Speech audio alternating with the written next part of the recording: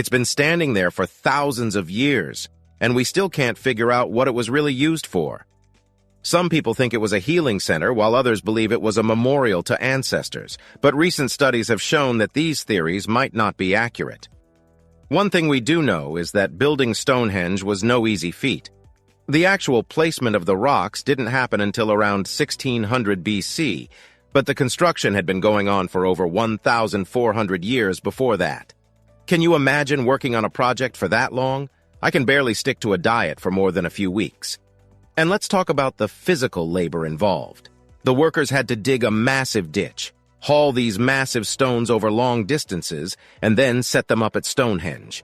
These rocks weighed anywhere from 4 to 40 tons. That's like trying to move a small house with your bare hands, and they didn't have the luxury of modern machinery to help them out. But here's the thing.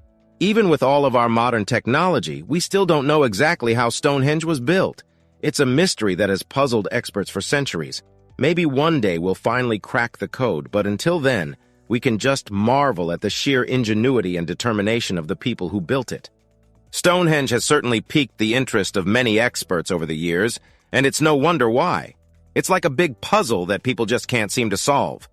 Some have tried to solve the mystery by connecting it to the Druids, but as it turns out, that theory was a big, stone-cold dud. Although we know that the construction of Stonehenge spanned an impressive 1,400 years, we're still not sure how it was accomplished. It's like trying to figure out how a magician performs a trick. You know it's not magic, but it's hard to figure out exactly how it's done.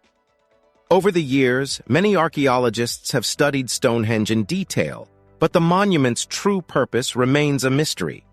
It's like trying to solve a complicated math problem with missing pieces. It's frustrating and challenging, but people can't help but be intrigued.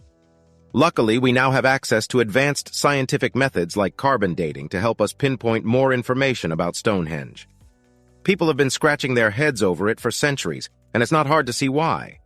But like any good puzzle, there are some downright bizarre theories out there that just don't add up. Take, for example, the idea that the legendary magician Merlin was responsible for constructing Stonehenge. I mean, come on, who are we kidding?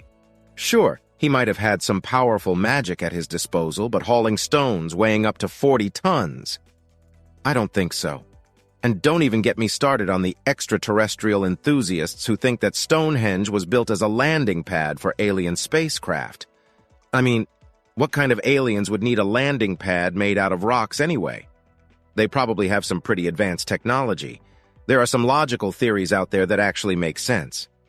For example, it's been suggested that Stonehenge was once a graveyard, and based on scientific evidence, it's believed that over 200 bodies were buried in the area around Stonehenge some 5,000 years ago. Now that's a theory I can get on board with.